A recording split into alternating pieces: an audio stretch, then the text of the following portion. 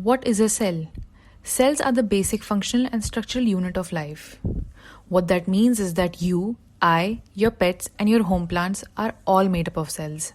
Just like how bricks are put together to construct buildings, cells are put together to form different kinds of organisms including fungi, plants, and animals. So this is how it goes. Your cells group together to form tissues. Tissues group together to form organs like brain, heart, kidney, liver. These organs form organ systems like the digestive system, and these systems together form a functioning organism.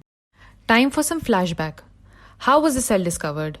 In 1665, Robert Hooke, an English microscopist, at the age of 27, sliced a clean cork with a razor and observed it under a microscope. He said that the cork appeared like a honeycomb. He called these pores cells.